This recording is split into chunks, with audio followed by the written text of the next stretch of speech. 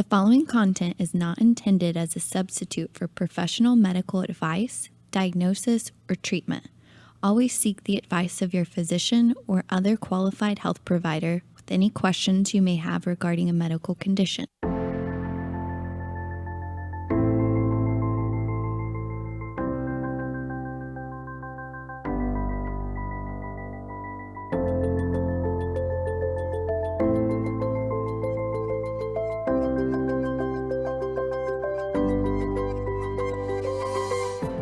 You're listening to the Everyday Therapy Podcast. I'm JC Rader. And I'm Julian Schroeder. And we're therapists bringing you honest conversations around emotional wellness and self-development. Inspired by our personal experiences in therapy and because of our clients, we realize therapy has so much to offer both on and off the couch. Listen for tips and tools to navigate all the challenges that life throws your way. To give us feedback on topics and guests, or for more information on our community events, counseling, or online services, contact us at everydaytherapypodcast.com. Hello, and you can find us at whiterockcounseling.com. So JC and myself, our office is located in East Dallas here. We also offer online services, so talk therapy plus therapeutic yoga. Let's get that mind and body well connected and balanced. So yeah, check us out. Let us know if we can help you or point you in a direction if we can't help you. Yeah. And we are so excited. Today in the studio, we have guest number 2 for the day. And once again, I'm thankful to have met Jessica, what was it, maybe 5 years now? Oh, Sounds wow. about right. 5 years, yeah. Cool. So when I first got my feet wet into the private practice counseling world, so I was part of a group practice called Empowered Counseling, and had the lovely opportunity to get to meet Jessica and learn from her, and I know both Jason and myself are going to learn a lot. So we're going to talk today about EMDR. So real quick, Jessica, do you want to share a little bit more about yourself? Yeah. So I'm an LPC supervisor, and I'm in private practice in Richardson, like you said. I office at Empowered Counseling, which is a large group, and we cover a little bit of everything. Within that, I specifically work with adults, and mostly around recovery from trauma. So I'm a therapist, I'm a supervisor, and have LPC interns, and then I'm also a consultant, and I tend to consult with therapists around trauma-focused therapy or EMDR.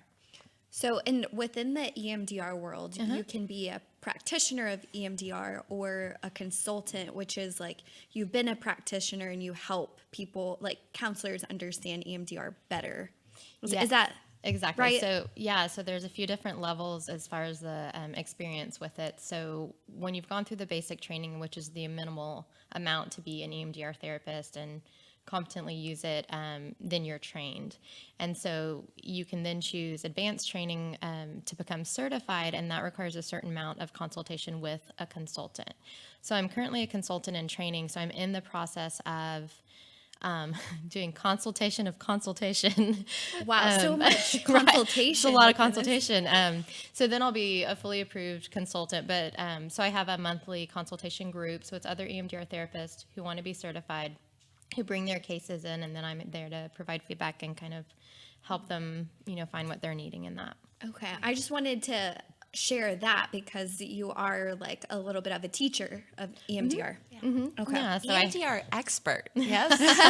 Master EMDR specialist. I don't know. There's probably some ethical right, way to right. say I don't know it, if I get to claim all those, but yes, I'm trained, I'm certified, and then I'm currently a consultant in training. Okay, so acronym first. What is EMDR? Right, it's a mouthful. So the E stands for it's eye, movement, desensitization, and reprocessing. Sounds which I don't expect anybody to wild. remember. Yeah. Say that 5 times fast. Right. Ready, set, go. No, just kidding. eye movement desensitization. Rapid Reprocessing. Yeah. That's a lot of syllables. It is. So it makes more sense when you break down what that is. So the eye movement piece is that it was discovered that when the eyes move back and forth, it activates in the brain, starting to kind of integrate information. And you can do it tapping, so I can tap on someone's knees. Of course, like technology got involved, and we have these little tappers that I can push a button on, and they kind of just buzz back and forth. Or the old-fashioned way was watching fingers in the eye move.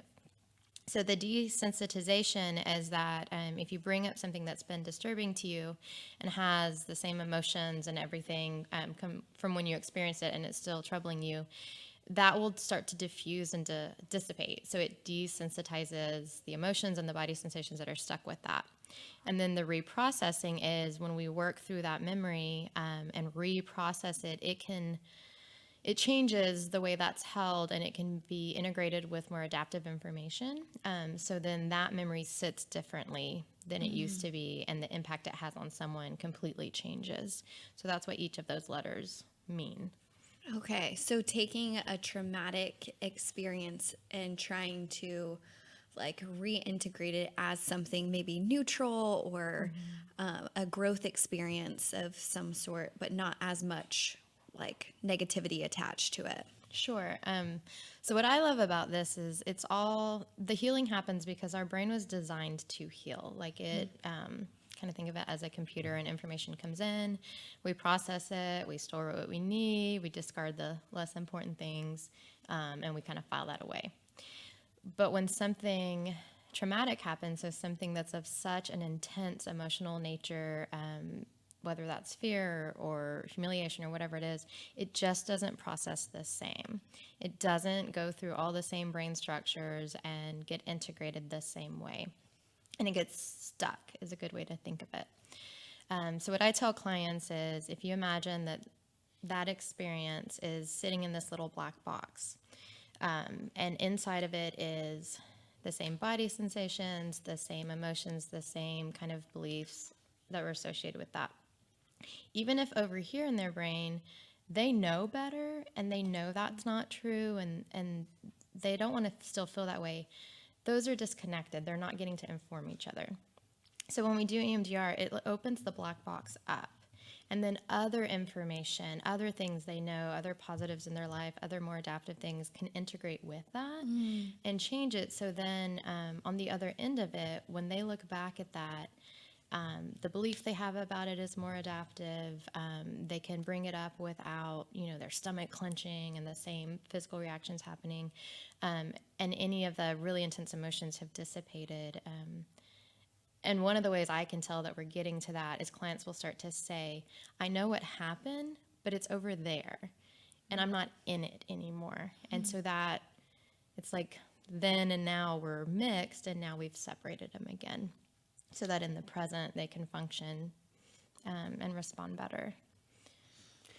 Can you share a common belief that clients come walking in with that changes? Yeah. So I'd say one of the ones I hear the most when we really dig down to what's troubling them is, I'm not good enough. It's a really common one. The world's not safe can be. So that's that's considered, because I feel like people view trauma in different ways, but it can be as it doesn't have to be what we think about. It could be rape or going to war or something like that, but it could be something like, I'm not good enough is traumatic. Yeah, I'm glad you brought that up, because when I say I work with trauma, I like to clarify for people that umbrella to me is anything that has really overwhelmed someone emotionally, psychologically, physically, and just really impacted them. So I work with, part of my population is infertility and pregnancy loss and things like that. A lot of what I call trauma that's been in relationships, real betrayals, emotional needs not met, neglect, things like that. So there's these big T traumas that we all recognize: so car wreck, war, assault, abuse. But it depends on the person. I mean, what's traumatic to us is different by person, not just by a category of events. So anything that has left some lasting beliefs and behaviors and patterns that are limiting that person, we could try EMDR with it. And how do you get to that, like Julian saying, that belief, going from infertility to maybe I'm not good enough, or something really deeper going on? How do we find that belief? And it's one of the pieces we find, like the components of the memory. We'll find the emotions, the body sensations. For me, I tend to let that person kind of ground in. Okay, so they come in. What is the problem you want to address? Whatever they describe. When's the recent time you felt that? Take yourself to that moment, sit with that. What's coming up in your body? What emotions you're noticing? When you feel that, what are you saying to yourself? What are you believing about yourself? And then we start to hear like the words that have been associated with that come up.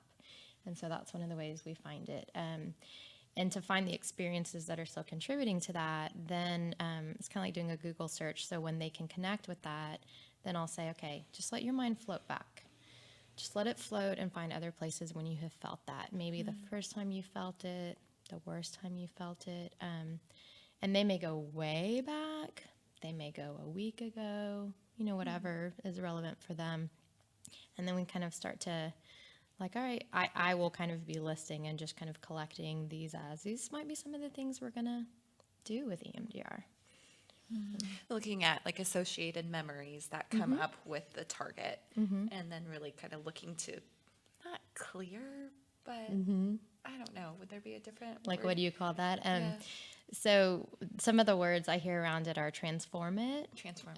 I will hear people say clear it, but I want, Yeah. like, I don't want that to be taken as, oh, my memory's gone.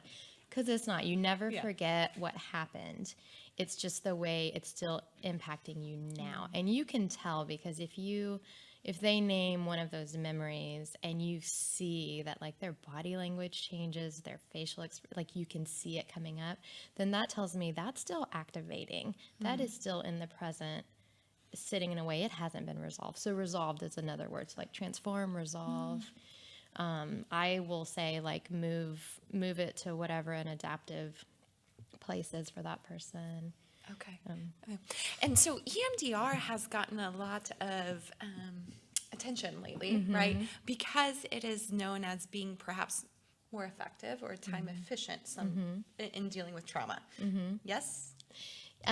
Yes. So it, the research would back that there's a more rapid process. Now, how we interpret that and the expectations we set, we have to be careful with. But yeah, that's what the research shows is that, like, if they take a certain number of sessions in EMDR versus, a different therapy, that there's sometimes more rapid resolution.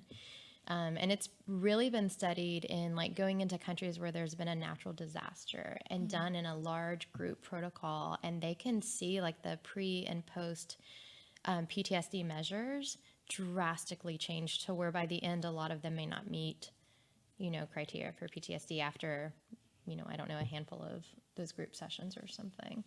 So pretty remarkable. Wow. So are there certain I know this is so subjective, counseling is subjective because the human experience is so subjective. Are there certain specialty or I guess issues that EMDR is more suited for versus not? Sure. I get asked that a lot, and it's an interesting question to answer. So the research initially focused around trauma, to make sure we got that validated and could really show what it does with that. But then the research is expanding, but then I also know just from therapists and what they're using it for. So for me, I tend to think through that lens, even if I just think through that lens, like that's become very natural for me. So I can apply it to most things that have any anchor in some past experiences that shaped that expectation, that response, and whatever's not working for them now, which depends on the client. Obviously, they get to choose, but I can see it through the lens and see how it could be applied to a lot of things. But I use it a lot with anxiety, self-esteem issues sometimes that are really grounded in when they felt less than in like a relationship or something. I'm trying to think. It's used with substance abuse at all, and so there's a protocol that actually helps desensitize the trigger from the compulsive behavior. And then you work through to where they can actually associate a different response with that trigger. And then you can, so with that, you would also want to clear out kind of other traumas and stuff too, but so it gets used with a lot of compulsive behaviors. So there's a lot of issues that can be applied to. It's mostly going to be shaped by that therapist's scope. So you can't learn EMDR and then use it for something that you don't know otherwise. Yeah. If it's not your specialty. I'm curious, just talking about compulsive behaviors, I think also about like OCD. Is there any protocols for that? There actually is. I have done a training around phobias and OCD and anxiety. And so there are protocols around that, which was not that different than the standard one I was taught in, but just a little bit, there's a little bit of different education around OCD and how it works in the brain. But it can be worked on whatever their worst fears are that drive those behaviors, especially any traumas. If somebody developed a phobia of eating a certain food because once upon a time they choked when they ate it, you could work on those experiences, and then you could also work on the triggers for it now. So yeah, it can be applied to that. I'm just processing for myself of like, seems like a very cognitive aspect of EMDR, and then this like physical, like body mind connection with the nervous system of like using kind of this bottom up approach to the mind. Does that make sense? Am I viewing that in the right way? Yeah, completely. And one way I think of it, and one of my mentors helped me with this idea is, the physical reaction and the emotional reaction happen first before we've even consciously thought about it. We then put meaning on that. My stomach clenches, whatever. I will then interpret that as, oh, I'm scared, this is dangerous. But the thought comes after. It takes longer for the part of our brain that does the thinking to put something on it. The other one, that visceral reaction, is immediate. That's how we were designed, to be able to like immediately respond if we need to. So then those get linked up and associated. So with EMDR, sometimes we can get to that raw material and help release that when like they've done cognitive and they've worked on that and they're still stuck and they're like, I know it, but I don't feel it. And so going straight to that raw material and that memory, and then the brain gets to integrate, and it literally will change that neural network that holds those memories and build new pathways with new associations. So it's truly changing that. Yeah. It seems like a kind of a concrete way of that, like neuroplasticity, like something kind of more tangible, I guess. Yeah.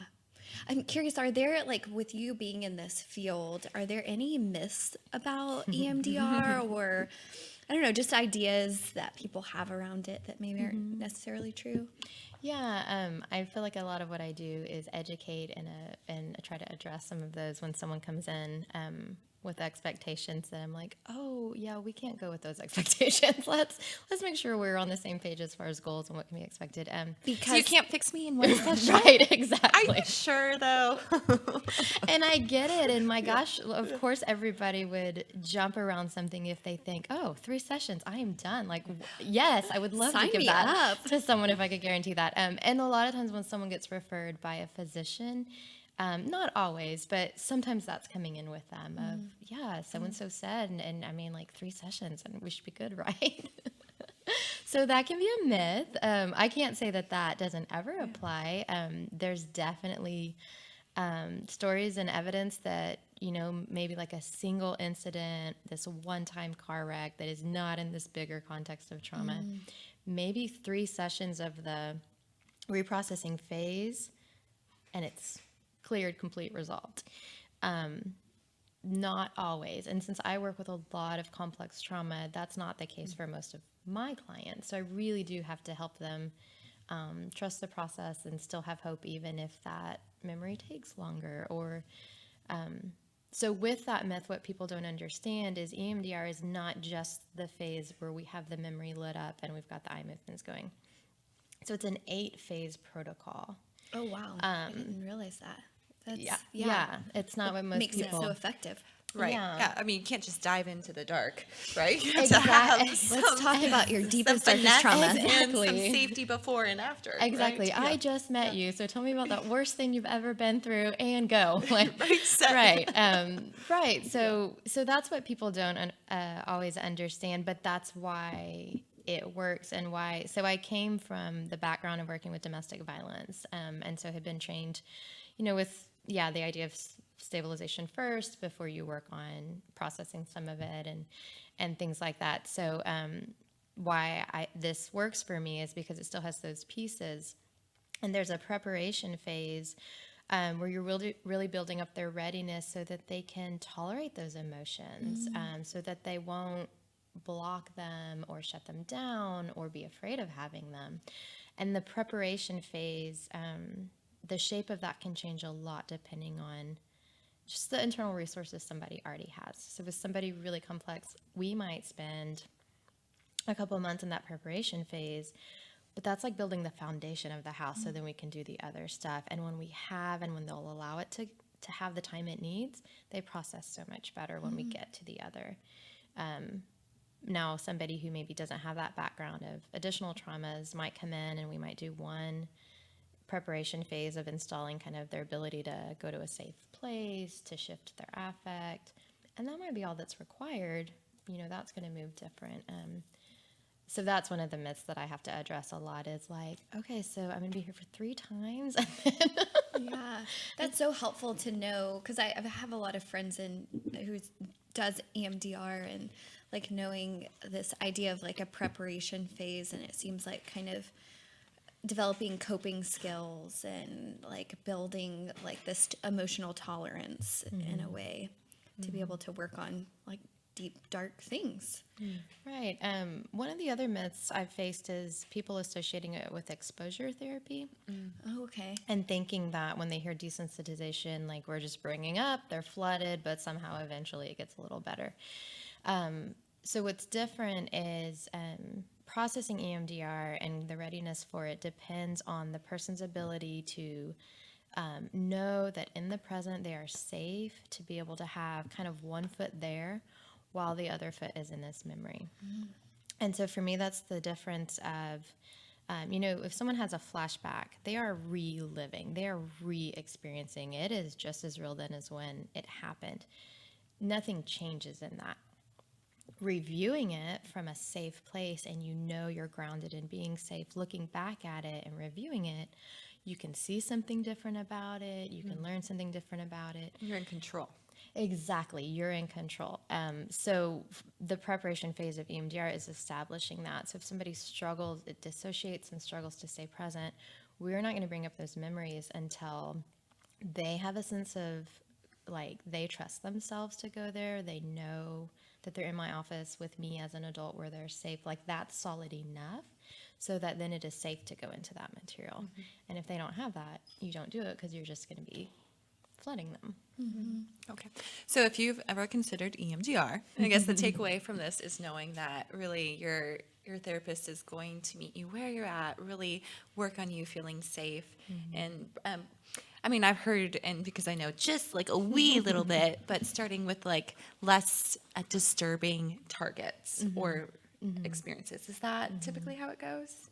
It would depend. Or no? Okay. Yeah, it really depends. But what you said is exactly right.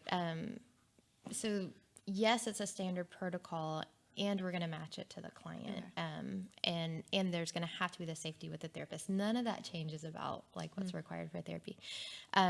I have had clients that they were willing to do some kind of lower on the hierarchy, like lower on the disturbance level, and then they gained a sense of confidence, trusted the process and themselves better, and then we went to bigger things. The biggest kind of bang for your buck can usually come from the first or the worst. Okay. If they're if they have in place because there's a generalizing effect. When I you see work that. on Yeah. a target, it can pull in other associated memories too. As you're processing, it can just kind of naturally bring in other things that were similar to that or also added to that and like accumulated into kind of where they are now. And so when you let the brain do that and you let the brain run through whatever it needs to and process that, then like we'll go back to their list, and the other things sometimes are already less disturbing because Okay. that generalized. Sure.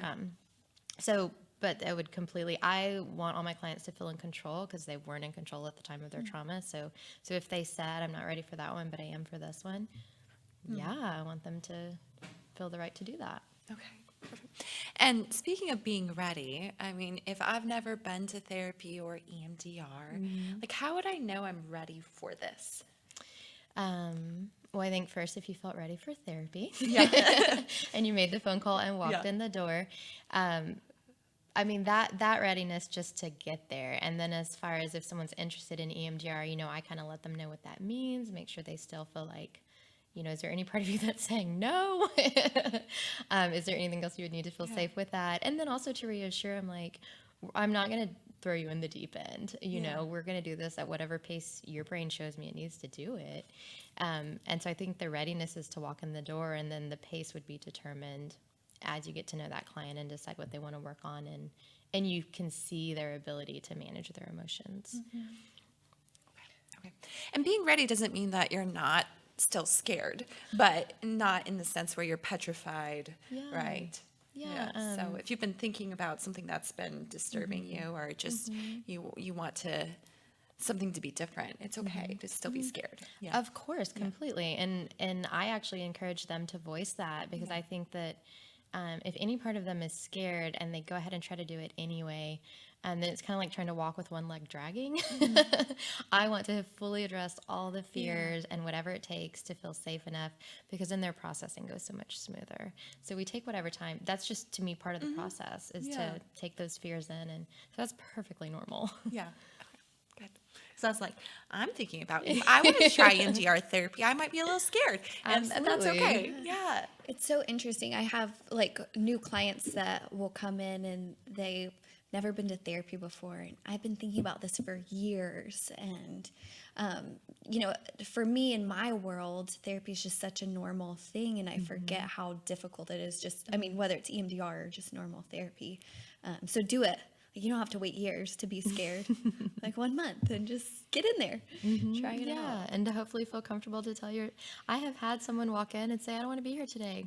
Great. Yeah. Tell me about that. Like, Let's I talk about totally that. get that. That's Yeah. completely fair. Those are normally the days too that I feel like, wow, we did some work here. The days you really don't want to be here. Right. Would you mind sharing a little bit? We talked before the show that you had tried EMDR on yourself before. What was that like for you? Were you scared going into it? Yeah. When we were talking about it, I said that I have to have experienced what I'm then going to try to promote for someone else. And that's also just me. We were talking about Enneagram, and so I'm a 4 on the Enneagram, and so things aren't true to me till I feel them as true. And so I was skeptical because I don't jump on bandwagons. And so I was hearing all about EMDR, but I had always worked with trauma. And from the outside, it sounded mechanical, and that's not me. I'm very relational.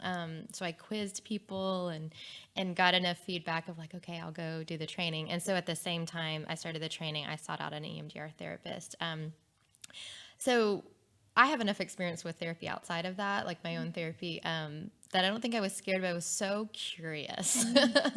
Like, does this really work? Right. And what is this going to be like? And so to sit with it and to see, because with EMDR, one of the metaphors we use is, imagine that you're on a train and everything that's going on is just the scenery outside. You're just going to notice it. You don't have to make it change.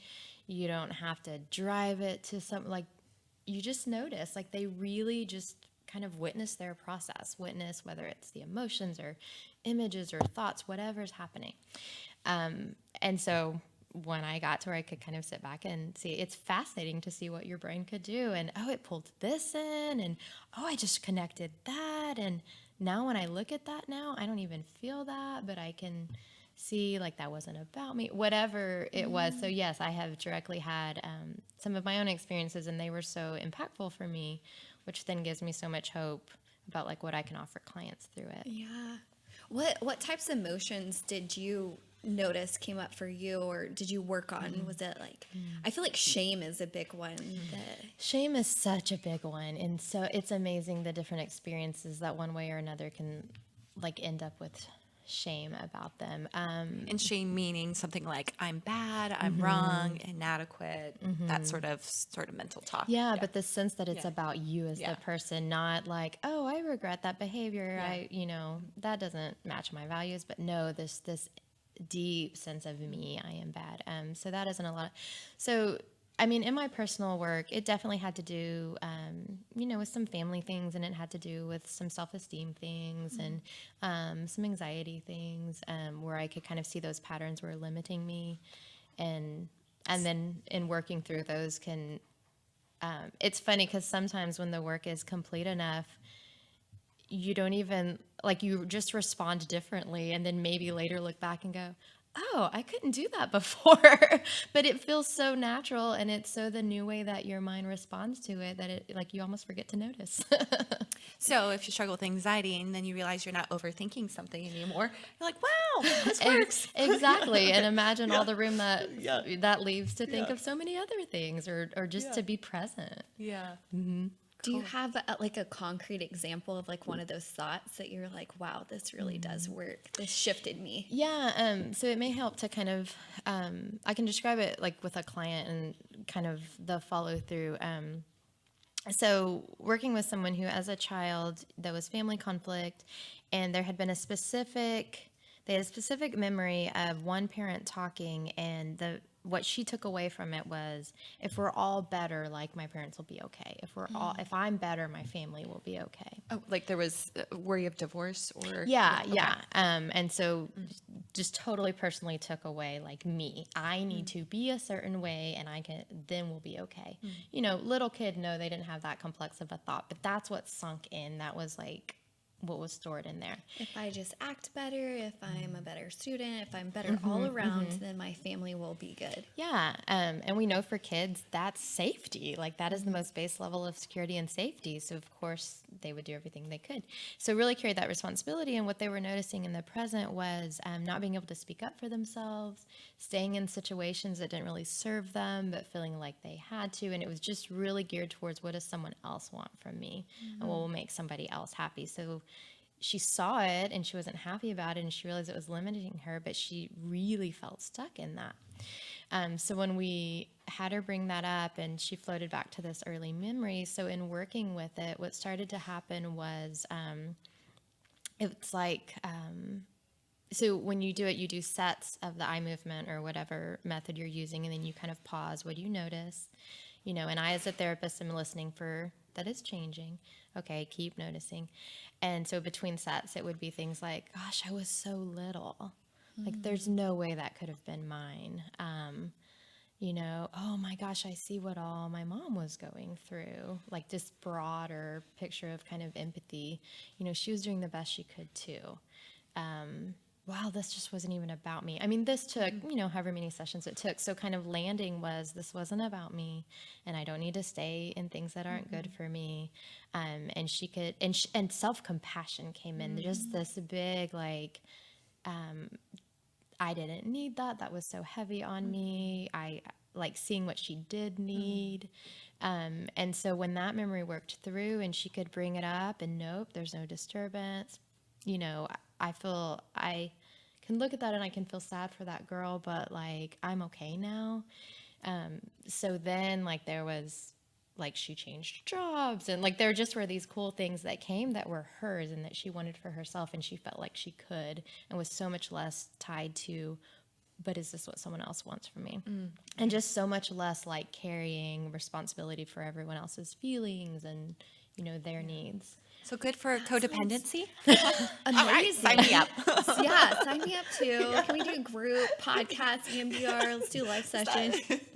Yeah, no, I've seen some of the biggest impacts on how people are relating, because those beliefs about kind of what to expect for themselves and others, and when some of that can change and land somewhere more adaptive, their needs can matter and their feelings can be okay, and they can also believe that they'll be okay if somebody else doesn't want the same thing, and so yeah, it can change relationships a lot. When I hear, just as you're like processing like what those sessions look like, so many aspects of, like, in my sense, a traditional therapy, progression, but it does seem a little more concentrated, a little more direct maybe, into those things. Yeah, and the fascinating part is, so my job on the outside is to facilitate. So what's really unique about EMDR is we're working with the brain's innate ability to heal. So it's kind of like our immune system. We don't have to tell our immune system how to work. It knows how. Now, we could be hit by something big enough that it's going to need some outside help to, recover. Kind of same thing. So our brain knows how to process information, but it was of a way that it got stuck and it didn't get to do it. So EMDR is kickstarting that. I'm staying out of the way. The client is noticing, I don't always know where they're going to land, and I don't have to figure that out. I don't have to try to set it up so that hopefully they come to this insight or whatever. Like, spontaneously the insights come, spontaneously the emotions start to soften and the body sensations go. And so that all does happen, but I'm just letting their brain do it. And I'm mostly there if we run into a block or we run into something that's like preventing it from moving. So wherever they land, what I love about it is it's so theirs. Like, it's like whatever they land at, you can tell that they believe it through and through. And it's like, I could not have come up with better words. Like, it's theirs. And I think builds a lot of confidence for them to know, like, my brain did that. Like, I'm capable of healing and my brain did that. Yeah, which is so important in the healing process, to realize that you are your own, like, healer in a way. Built a lot of trust for yourself, which I feel like, I don't know, I definitely lacked sometimes, and a lot of people can relate to. Sure, yeah. I'm wondering, are there any, I guess, anything that you've learned along the way that you would want clients to know about EMDR that we haven't talked about? I'd say if they're interested and they reach out to somebody, feel free to ask questions. Feel free to ask, what does that therapist use it for? Maybe describe what you would like to work on, and is that something that therapist is used to it for? Trust the process. Trust the therapist. Find one you can trust. Trust the process. Trust yourself. If you're in the right hands and that therapist is there to respond to you and make sure that they can facilitate your process. One of the things that comes across to me for it is just kind of be curious. When you're doing EMDR, you just observe, you kind of witness, you just kind of stay in this more curious place, and it's amazing how that allows things to open versus like, I'm going to make this happen, or I've got to try to make this happen. So that, to me, like, comes even outside of it, of like, it's really installed in me, like, hold on, I feel like I'm forcing something. Can I just be curious and see what I discover? Because it's fascinating sitting across from it. It's fascinating what I get to just discover with the clients. Sure. That's so helpful. I know a lot of my clients are like, okay, I have a problem, I need to fix it, and I need it done yesterday. And so this would be really a growing process. And for sure, we want to help them build trust. And I mean, I know we're trustworthy people, but like, how would a client know that EMDR is not working or the therapist isn't, like, where they might be stuck? I mean, to me, their therapy should be like a constant, constant check-in. Like, you should be communicating with, with EMDR built into it is each time you kind of come back in and you haven't completed a target yet, there's like reevaluation. What did you notice this week related to that? So you're checking in a lot. So you should spot if things are stuck. I would hope, that a client would feel like they could talk to the therapist about, no, I don't feel like I'm getting there. Let's look at that. I also think it's a therapist's job to be looking for that too, because sometimes clients, that's intimidating to say. Yeah. So I think with any therapy, if they felt like they weren't getting any closer, or the same problems were happening and there was no shift, then that would be, let's look into that and figure out, what are we missing? Do we need to adjust what we're doing and how we're doing it? Okay. So your therapist should be facilitating open conversation, check-in, right? Monitoring. Definitely. Okay. Definitely. Not forcing things. Yeah. Like going into therapy, there will be a level of experiencing things that are uncomfortable, but never, you shouldn't be leaving completely raw and like struggling immensely between sessions. No, and in fact, I think that can be one of the myths too, is this fear of, oh my gosh, I'm going to open up all this whole, that sounds Pandora's awful. box. Yeah. Right. Why would I do that again? So I think of them as bookends. You know, we start the session, let's check in. Where are you? You know, do you want to stay working on what we've been? And I always put a bookend at the end of our session, whether that's 10 minutes or 15 or however much the client needs, to come out of that and to ground back to the present safety, to whatever their resources were, contain it, close it, and I will do that until they really feel like, yeah. And sometimes they'll look at me and say, I'm good. Like, I kind of feel reflective, but I feel good where I am. Okay. But that is a critical piece, because I don't want the healing process to disrupt the rest of their life. You know, like they've got their space to work on it, and then go be out in your life. Yeah, they can go back and That's helpful. go to work or school, be in the relationships. And it might be that they think about something, but it doesn't override like in between sessions. Yeah, and if I ever get information back that kind of the disturbance they felt was bigger than, you know, it wasn't just like, oh, I had some sadness about it, or, you know, I made some new connections, but it was really disruptive, then we're kind of going to go back to that preparation phase and figure out, how do we do this better? Because that's not fair. And that's not what I want to create. Like, that's why people leave therapy or are afraid of it. Yeah. So that is built into the process. And to me, that's just good therapy anyway. Preach. Awesome. My goodness. Do you have any last minute questions? Well, yeah, I'm just curious. EMDR seems so experiential. Like, if you're interested or curious, just try it out. But are there any resources for people to like look into or read about it that would be helpful? Absolutely.